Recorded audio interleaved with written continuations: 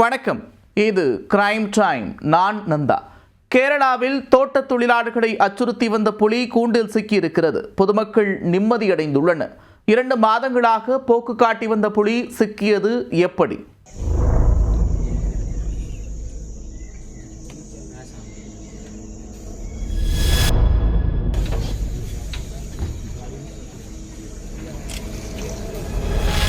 அடர்ந்த காட்டில் ஓடியாடி விலங்குகளை வேட்டையாட முடியாத வயதான புலி ஒன்று குடியிருப்புகளில் கால்நடைகளை குறிவைத்து நடமாடிய போது தொழிலாளியை அடித்துக் கொன்றது.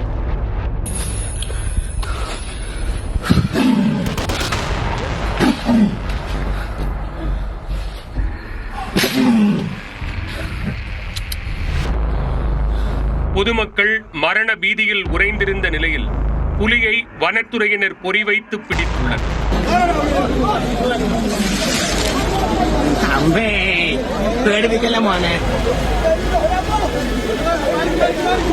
பொறுமை காத்து கடிவாளம் போடப்பட்டதன் பின்னணி என்ன? கேரளாவில் மலப்புரம் மாவட்டம் காளிகாவு பகுதியில் 13 வயது மதிக்கத்தக்க பெண் புலி ஒன்று 2 மாதங்களுக்கு மேலாக நடமாடியுள்ளது. இந்த புலி கடந்த மே 15ஆம் தேதி காளிகாவு பகுதியில் ரப்பர் தோட்டத்திற்குள் புகுந்துள்ளது. அப்போது அங்கு பணியில் ஈடுபட்டிருந்த 44 வயதான தொழிலாளி கபூர் அலியை அடித்துக் கொன்றது.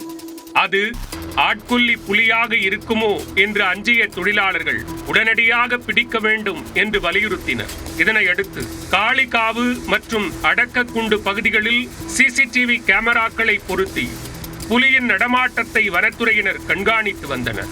அத்துடன் விலங்குகள் நடமாட்டம் உள்ள முக்கிய வழித்தடங்களில் கூண்டுகள் வைத்து வலைவீசி தேடினர். சிசிடிவியில் சிக்கிய புலி கூண்டில் சிக்காமல் போக்கு காட்டி வந்தது. இதனிடையே புலிக்கு வைத்த கூண்டில் சிறுத்தை ஒன்று தானாக வந்து மாட்டிக்கொண்டது. அந்த சிறுத்தையை பிடித்த வனத்துறையினர் நீலாம்பூர் காட்டில் விட்டனர். ஆனால் உயிர் பயத்தை காட்டி வந்த புலி சிக்காததால் பொதுமக்கள் தொடர்ந்து அச்சத்தில் இருந்து வந்தனர். இந்த நிலையில் சுல்தானா எஸ்டேட்டில் வைத்திருந்த கூண்டுக்குள் புலி தானாக சிக்கியது. நீண்ட நாட்களாக அச்சுறுத்தி வந்த புலி சிக்கியதை அறிந்து அதனை பார்க்க ஏராளமான மக்கள் அங்கு திரண்டனர். முதலில் ஆக்ரோஷமாக காணப்பட்ட புலி கூண்டிலிருந்து தப்பிப்பதற்காக கம்பியில் பலமாக மோதியது. இதில் காயமடைந்த புலியின் முகமெல்லாம் ரத்தம் வடிந்து சோர்வாக காணப்பட்டது. கூண்டில் சிக்கிய புலியை பிடித்துச் சென்ற வனத்துறையினர் அதற்கு முதலுதவி சிகிச்சை அளித்தனர். வயதான புலி என்பதால் உரிய சிகிச்சை அளித்த பின்னர் அடர்ந்த காட்டிற்குள் விடுவதற்கு முடிவு செய்திருப்பதாக வனத்துறையினர் தெரிவித்துள்ளனர். 2 மாதங்களாக அச்சுறுத்தி வந்த புலி பிடிபட்டதால் தோட்ட தொழிலாளர்கள் உட்பட பொதுமக்கள் அனைவரும் நிம்மதி பெருமூச்சு விட்டுள்ளனர்.